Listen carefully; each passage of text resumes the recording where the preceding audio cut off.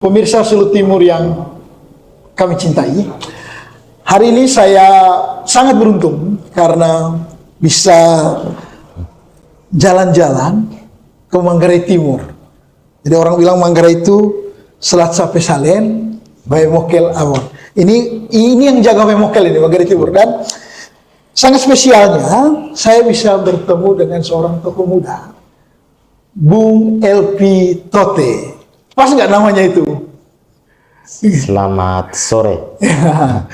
Itu Bung Elpi ini, saya kira kalau publik di Manggarai Timur udah kenal, dan seluruh Manggarai saya kira. Beliau ini tokoh muda, dalam usianya yang masih muda berani menantang badai, mau ikut dalam kontestasi Pilkada Manggarai Timur di 2024 ini. Bung Elpi, kok Anda itu nekat sekali sih mau maju itu, gimana sih? Ninggalin PNS, mau maju itu. Gimana itu? Kakak hadir hari ini diborong. Itu dalam sebuah semangat. Iya. Punya visi, punya tujuan, punya semangat. Tentu berangkat dari situ, saya pun lahir dari itu. Ini bukan tentang berani menantang incumbent ataupun siapa, tapi tentang visi yang ada dalam diri saya, tujuan yang ada dalam diri saya. Berikutnya adalah semangat yang ada dalam diri saya, dan berikutnya lagi ini tentang sebuah tujuan besar, sebuah visi besar.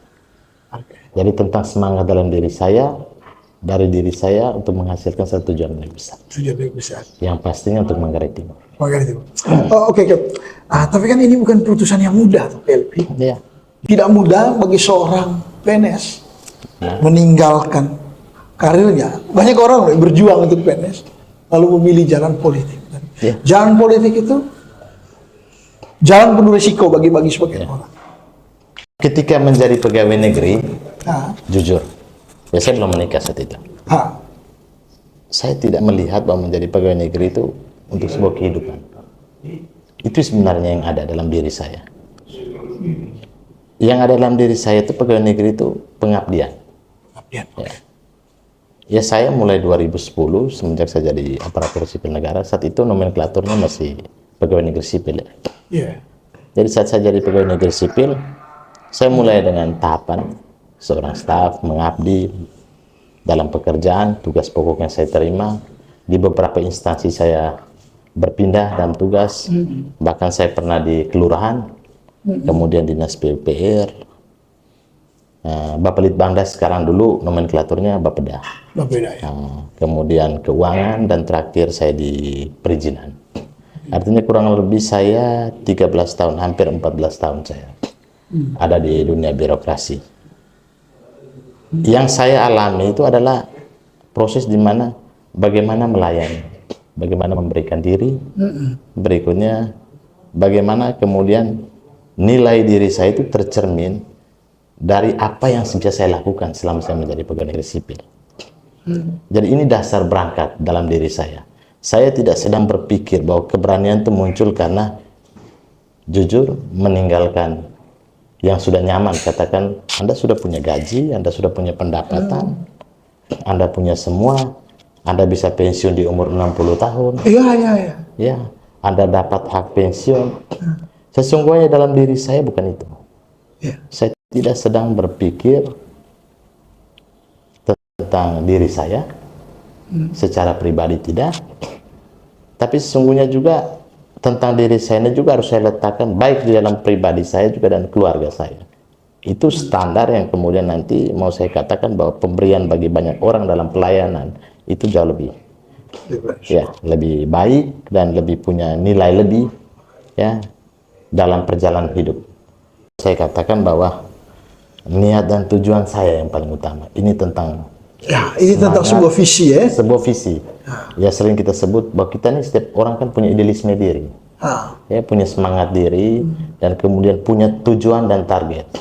Bahwa saya dibentuk dan itu berakar dalam pikiran saya tentang sebuah pelayanan bagi banyak orang, tentunya hal ini saya lihat dalam perjalanan bahwa masih banyak yang mungkin tentunya bisa diperoleh Bisa dilakukan ya oleh dibanding masyarakat dan kemudian belum sampai kepada harapan-harapan. harapan.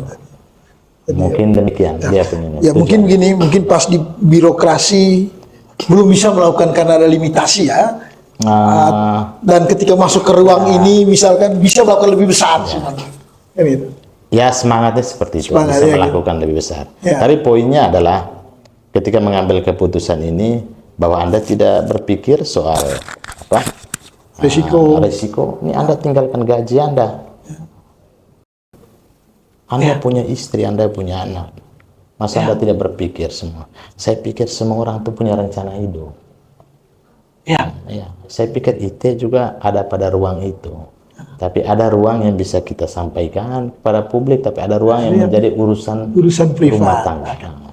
Tentunya keluarga menghormati keputusan saya.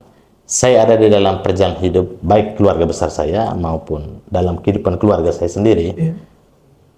Ya istri sudah melihat hal-hal tertentu dalam diri saya.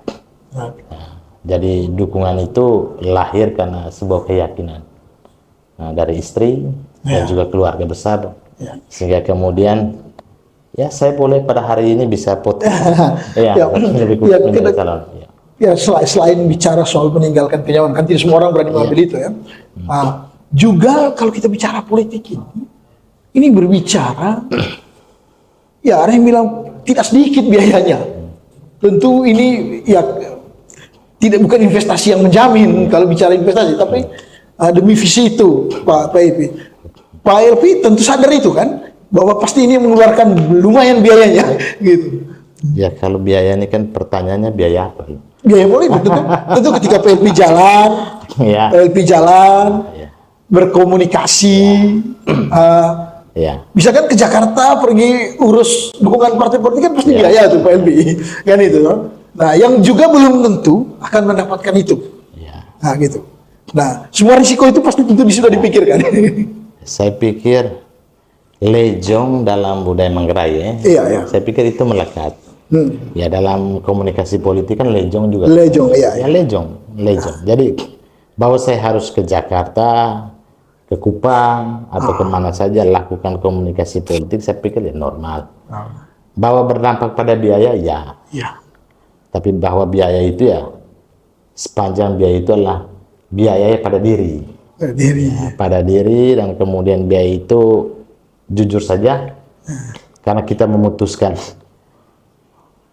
untuk ada dalam ruang ini, ruang politik, ya saya pikir konsekuensinya harus kita. Artinya biaya-biaya itu tidak kami lihat dalam konteks kita bicara tentang biaya ini ada pengeluaran biaya politik yang tidak.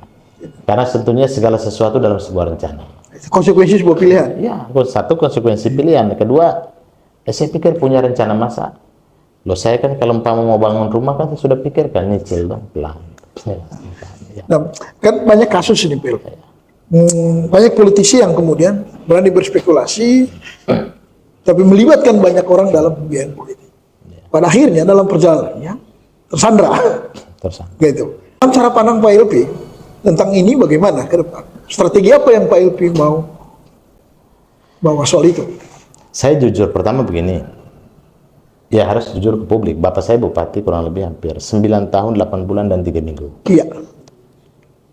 Selama Bapak menjadi bupati, selalu yang saya katakan, saya tidak ada di dalam kesempatan. Tapi saya ada di dalam sebuah tanggung jawab dan pembelajaran. Harus kita pilih ada di dalam sebuah kesempatan dan ada di dalam tanggung jawab, dan yang saya sebutkan tadi, ini soal kemauan untuk belajar. Jadi dua hal ini yang saya pilih saat kurang lebih 10 tahun. Bahwa tadi kembali ke pertanyaan pertama, ada biaya? Ya ada biaya, selama biaya itu normal. Kita bicara biaya perjalanan. Ya kita pergi kepada keluarga, kita duduk lejong dengan orang budaya Manggarai. Ya saya pikir hari ini juga ya seperti ini, kita duduk minum kopi. Ya kan pertanyaannya di mana kopi gratis? Ini kita minumnya kan jujur saja. Iya. Artinya ya berdampak biaya. Biaya itu normal. Iya. Biaya itu normal. Yang saya mungkin kalau ditanya biaya yang lain-lain, nah itu yang saya tidak bisa menjawab karena di bagian itu tidak saya lakukan. Oke. Di bagian itu tidak saya lakukan. Ya selama saya lakukan komunikasi ke politik ke Jakarta harus numpang harus pesawat yang saya Iya. ini tumpangi, Ya, harus akomodasi PP, di sana. akomodasi, saya dari Borong harus jalan mengisi solar, katakan BBM, sampai Labuan Bajo, karena waktunya malam saya harus menginap, katakan begitu. Ya saya pikir itu Bisa normal. masih bisa ditalangi Ya, sendiri ya, lah. itu bisa. Kemudian selama saya lakukan komunikasi politik baik, kemudian ada visi di dalam yang menyatu, dan kemudian selama komunikasi politik dilihat untuk kepentingan banyak orang ke depan, Why not? why not? Nah, tadi KLP sambil minum KLP ini kita sampai saking asik kita bicara ini kita sampai lupa untuk ini. Kopi pahit itu ciri khas orang Ya, Manggarai Timur ya. Jadi walaupun ini kalau kita bicara kopi ini PLP, Ya. juga isu kopi ini Manggarai Timur kayaknya produksi makin menurun itu. Ya. Ya, terus ada isu internasional bahwa tanam kopi juga hutan kita terancam, bahkan Ya. Uni Eropa juga kan menerapkan satu standar yang luar biasa. Dan kalau Bung LP jadi bupati itu tantangan besar itu Bung LP. Ya. Gitu. Hutan wilayah konservasi Manggarai Timur kalau saya tidak salah secara data itu 27.000 lebih. 27.000 loh. Ribu lebih Ya. luas wilayah. Kemudian salah satu wilayahnya bagian Colol. Colok. Wilayah Colol itu wilayah penghasil, wilayah Lambaleda Timur. Iya. Dan wilayah penghasil kopi. Itu ada wilayah yang namanya wilayah konservasi. Konservasi. Nah, sebenarnya kalau kita lihat regulasi dan kita lihat kembali dan ketentuan, negara sudah menyiapkan ini, menyiapkan poin di mana pada posisi mana masyarakat itu dilindungi dari sisi wilayah hutan tadi, apalagi wilayah yang sudah diproduksi ya, wilayah konservasi yang sesungguhnya secara aturan Kementerian Kehutanan mungkin saja tidak diizinkan, tetapi karena ini sudah berjalan puluhan tahun, bertahun-tahun, Bahkan berkonflik, sempat berkonflik dengan negara. karena kalau kita bayangkan begini, kalau sudah jadi sarjana sampai 3-4 orang anak, bahkan anaknya lagi jadi sarjana, berarti Ya. kan proses ini sudah lama. Sudah lama sekali ya. Di bagian ini yang saya mau katakan sikap pemerintah daerah lebih khusus. Ya. Saya tidak pernah tahu, jujur saja, saya belum coba mengkaji lagi data, sudah sejauh mana langkah pemerintah Manggarai Timur lebih khusus dalam hal penanganan ini. Satu, kedua, harus dipahami ada 27.000 lebih wilayah konservasi yang harus ditangani. Kemudian ada beberapa kebijakan yang bisa dilakukan, baik itu dari sisi hutan adat, pengakuan hutan adat, dan kemudian wilayah pengembangan konservasi. Ya. Nah, sejauh ini pertanyaan saya bahwa di bagian mana yang pemerintah Manggarai Timur sudah lakukan? Artinya persoalan-persoalan seperti ini juga ini kan mempengaruhi iklim hati masyarakat, keinginan berkembang lagi, Iya. si kopi atau tumbuh kembang kopi menghasilkan lebih, kadang-kala dihambat oleh hal-hal seperti ini. Sebenarnya kalau itu bisa kita lakukan secara pemerintah daerah bersama masyarakat, tokoh-tokoh adat masyarakat lebih khusus tentang proses penjaminan, saya katakan begitu. Iya. Penjaminan dalam arti begini, tidak menjamin untuk mereka merusak lagi atau lebih luas, tidak. Menjamin dalam arti bahwa mereka dilindungi nih terus ini dengan ketentuan baik itu peraturan Menteri Kehutanan, katakan seperti itu, dengan tidak keluar dari zona wilayah konservasi lebih dan segala macam. Saya pikir kalau ini kita jaminkan ke masyarakat dan pemerintah daerah hadir di situ, saya pikir fine saja lah. Ya, saya pikir fine. Saya pernah ke beberapa wilayah itu. Salah satu tokoh masyarakat juga dia sampaikan itu pada waktu itu. Kondisi yang kami alami sepertinya kami tidak mendapatkan apa namanya Proteksi ya. iya dari pemerintah daerah. Bung EP sudah menyiapkan itu ketika maju. Ya skenario-nya juga kita sudah siapkan. Sesungguhnya saya dan Pak Mensianam Oh, yang kami sudah calon menyiapkan ya calon wakil. Ya. Saya harus katakan pada kesempatan ini, saya selalu lihat ini sebagai kesempatan emas kali podcast ini. Jadi beliau kebetulan ada dalam asosiasi apa namanya tuh, asosiasi hutan adat Nusantara itu. Oh iya, iya. Ya, ada asosiasi ya. Ya. Asosiasi Hutan Adat Nusantara. Kemudian di dalam asosiasi itu juga beliau dan kapasitas sebagai seorang pengacara, dan coba membenahi ini. Dia hadir dalam beberapa kesempatan, baik itu dengan Balai Kehutanan, maksudnya dari Kementerian Kehutanan ada pada wilayah kita. Dan salah satu data yang kita peroleh dari Paminsi itu tuh tentang luas lahan konservasi yang ada dalam wilayah konservasi itu, yang terjadi permukiman bahkan menjadi kebun-kebun masyarakat itu kurang lebih hampir 27.000 hektar, kurang lebih. Angka persisnya saya tidak tahu, tapi itu datanya. Dan ini harus segera Ini diselesaikan. harus diselesaikan. Ya mungkin begini, kita tidak memuluk ya. Jangan kita sampaikan masyarakat, oh 27.000 hektar kita selesaikan sekaligus. Ya di mana-mana jujur saja, kalau kita ngomong ya jangan sampai hanya demi orang mau memilih kita ngomongnya 5 tahun saya akan selesaikan 27.000. Saya pikir tidak demikian. Artinya kita selesaikan dulu yang prioritas, setelah itu kita selesaikan lagi. Tapi perlu ada itu tadi yang saya katakan, peran pemerintah daerah itu sejalan dengan yang orang katakan terintegrasi. Iya, iya. Mungkin banyak yang akan saya sampaikan ini. Ya, saya kira ada jamnya. Ada jamnya. Ya. Ada jamnya Pak LP menyampaikan gagasannya ya. Saya di birokrasi 13 hampir 14 tahun. Poinnya begini, sistem yang baik menghasilkan baik itu pelayanan, mutu dan lain sebagainya yang baik. Nah, kita harus berangkat dari ini dulu. Tapi kalau sistemnya tidak baik atau kurang maksimal, maka akan menghasilkan juga yang Kurang maksimal. kurang maksimal. Nah, tadi Pak LP menyinggung bahwa 10 tahun Pak LP berada di bawah satu sistem, di bawah ketika Bapak jadi bupati ya. 9 tahun, 8 bulan, dan 3 minggu. 9 tahun, 8 bulan, Dan 3 minggu. Nah, banyak yang kemudian mengatakan gini, Pak LP ini maju ini kan ada Bapak di belakangnya. Nah, lalu orang mengkaitkan itu, jangan-jangan ini politik dinasti. Ya. Ya, saya kira ini pertanyaan yang menurut saya mungkin hidup dalam pikiran sebagian orang. Saya pikir normal lah pertanyaan seperti itu. Iya, iya. Normal, jadi kalau dia tidak berpendapat kan kemudian tidak akan ada jawaban.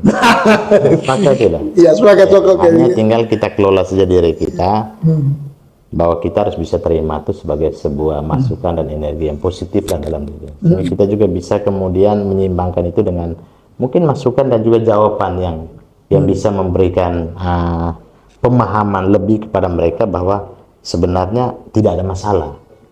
Apakah dia anak mantan seorang kepala daerah, ya seperti itu, sehingga mungkin cerita tentang politik dinasti itu bahwa ya dilihat seperti itu, tapi masih bisa dicerna secara positif. Jadi saya selalu katakan begini, apakah salah saya menjadi anak seorang Yusuf Tuti? Saya bertanya kembali kepada keluarga, kepada di mana ruang saya berkunjung ya. Dalam kunjungan lejong keluarga, selalu saya katakan, apakah salah saya menjadi anak seorang Yusuf Tuti? Itu pertanyaannya. Apakah salah saya menjadi anak seorang Yusuf Tuti? Saya pikir jawabannya kalau saya tanyakan itu mungkin sekarang ya, kalau saya minta jawaban Om ya nggak ada yang salah. Tidak ada yang salah. Dengan itu. Ya. Apakah saya tidak boleh lahir dari seorang Yusuf Tuti dan tidak boleh seperti yang atau lain? karena anak mantan bupati nggak boleh nyalon gitu? Anak mantan bupati dan tidak boleh nyalon begitu. Gitu. Ya.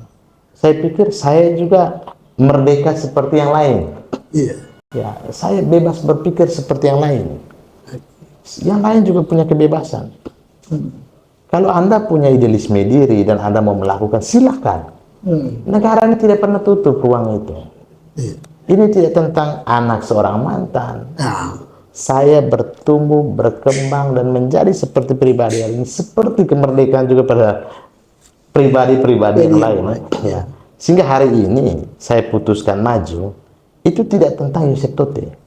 Ya. siap. Di mana-mana saya katakan yang mau maju LP, bukan Yusuf Tuti. Jadi jangan lihat pribadi Yosef Tote, lihatlah pribadi LP. Lihatlah tentang saya, apakah saya dalam kapasitas yang menurut kalian perlu, pas atau tidak. Dan itu sungguhnya ya dalam perenungan hati. Ya. Tapi setidaknya kan ini Pak. Ya, saya kira ada bonus tertentu yang didapat, misalkan mudah nih masuk kemana-mana ketika oh ya mudah diingat nih. Iya. Dibanding dengan yang mungkin karena gini, saya oh ya ini siapa Pak LP. Karena dapat soal keterpilihan urusan berikut. Iya. Gitu. Kalau bicara dari sisi ini LP anaknya Bapak Yosef Tote, kemudian ada dampak tidak? Sejauh ini saya kemana-mana ya saya pikir mungkin normal-normal seperti yang tidak ada sesuatu yang lebih tidak. Nah, tapi itu memberikan sedikit kemudahan untuk memperkenalkan diri saya kira. Betul? Tidak, saya tidak pernah mengatakan bahwa nanti saya akan seperti Bapak begitu. Bukan. Ya. Maksudnya orang kemudian akhirnya ya mudah mengetahui bahwa oh ini ada calon namanya LP. Kalau tahu bahwa LP Tote anak Yosef Tote itu tadi saya katakan itu sudah pasti. Pasti ya. Ya suka tidak suka. Ada bonus itu. Di mana ya jangan saya biasanya tidak menyebut inisial ya, tapi saya pikir saya juga seperti mungkin anak-anak yang lain. Makanya tadi pertanyaan awal apakah salah saya menjadi apakah saya salah ya menjadi anak seorang Yosef Tote. Nah, kalau kita berangkat dari pertanyaan ini kita renungkan jawabannya. Tentu kita bicara politik dinasti tadi bisa kita bagi ruangnya. Di mana bicara dinasti, di mana bicara kapasitas. Nah, pada pileg kemarin, pemilih kita yang paling banyak itu adalah pemilih milenial dan Gen Z. Nah, tapi sayang, kadang jumlah pemilih milenial dan Gen Z ini seringkali tidak terrefleksikan dalam penguasaan politik. Logik dasarnya kan tercermin nih. Kalau banyak pemilih milenial, tokoh politiknya, seyogyanya banyak dong yang muncul dari kelompok milenial. Nah, tapi rupanya sampai detik ini di Manggarai, khususnya 3 Manggarai ini, lalu muncul dari kelompok generasi sebelumnya.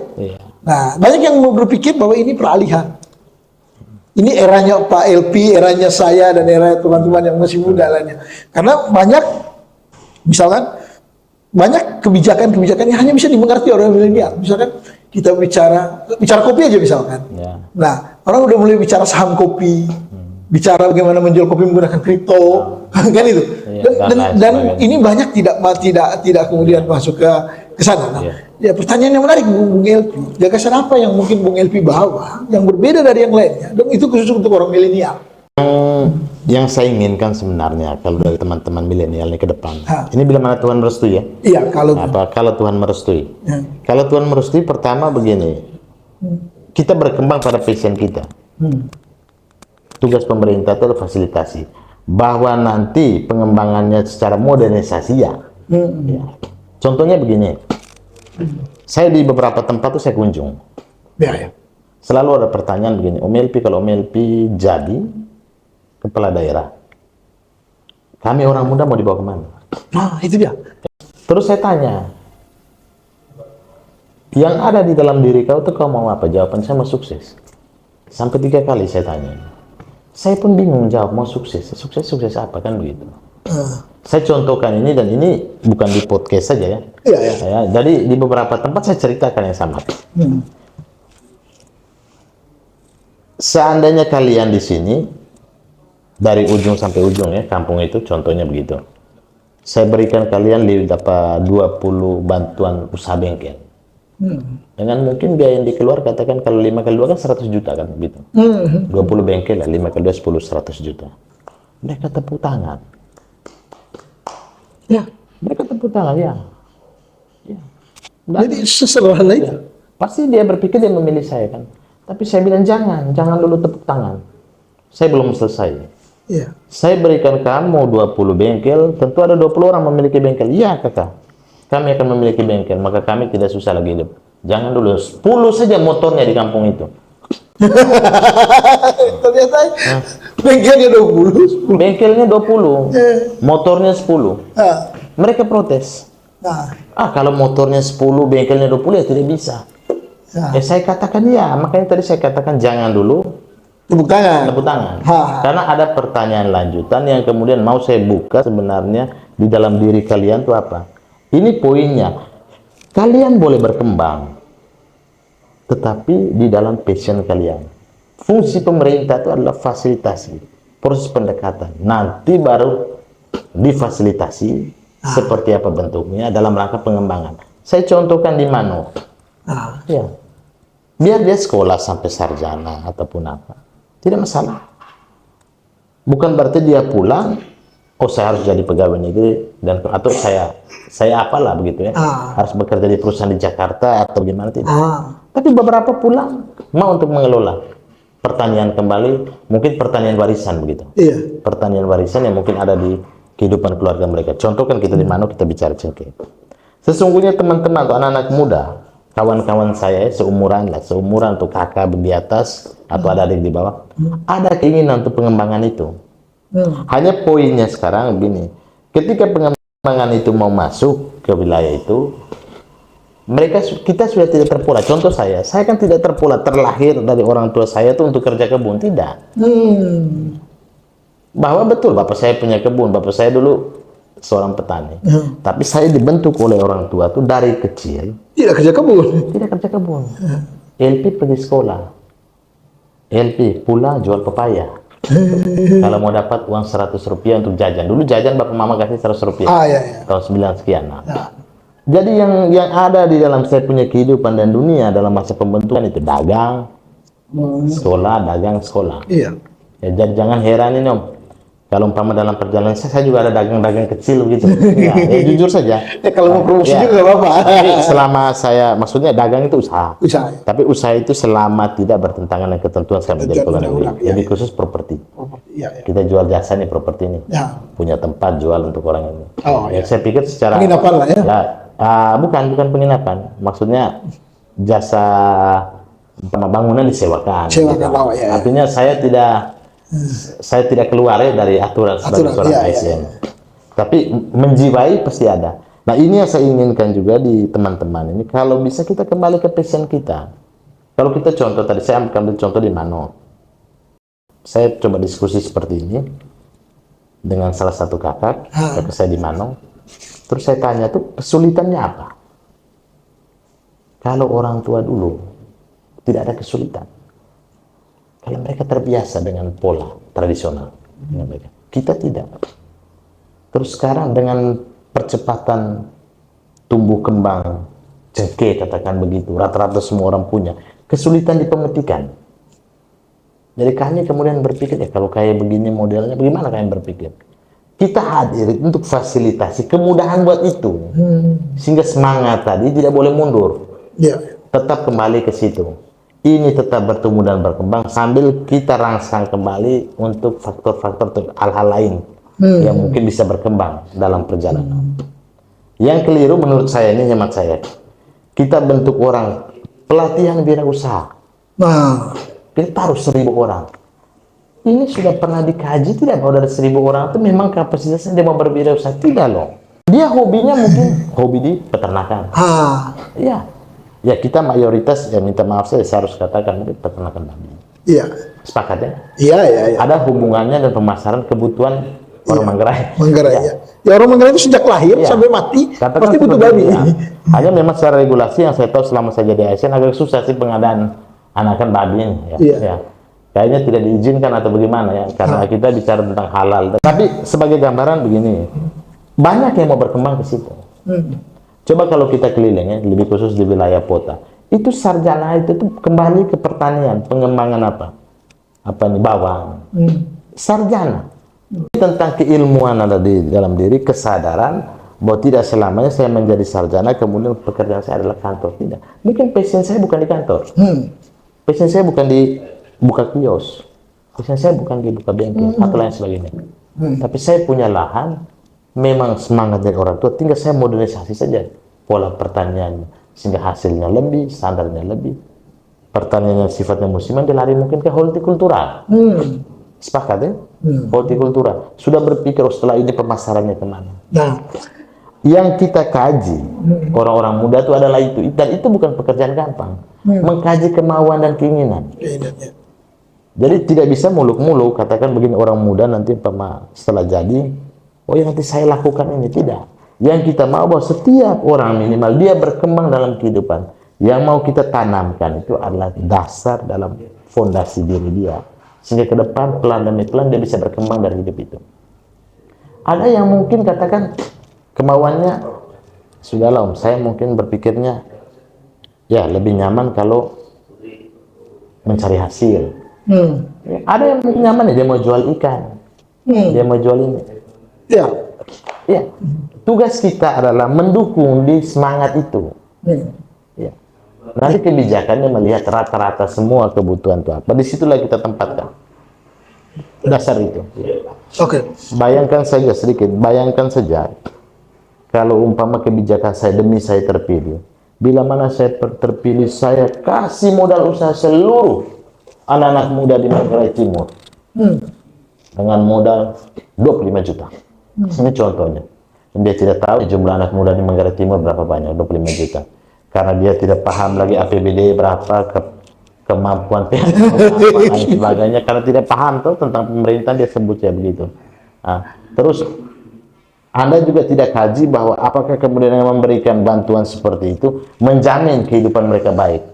Apakah kemudian mereka tahu bahwa memang passion saya yang mau buka usaha, wirausaha. Wirausaha apa? AIDS. Oh itu berat. Oke lah Pak LP. Kalau soal itu. Nah, tapi yang menarik tadi kan Pak LP ketika bicara soal pertanian.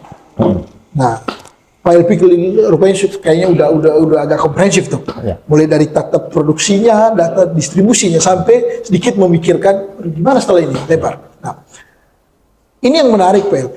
Kita bicara tetap kalau kita bicara Manggarai ini kan, Vai Mokel Len, setelah sampai Salen. Nah, Labuan Bajo itu sudah berkembang menjadi kota super premium, kota premium lah ya, pariwisata. Tapi ada fakta yang menarik soal Manggarai Barat.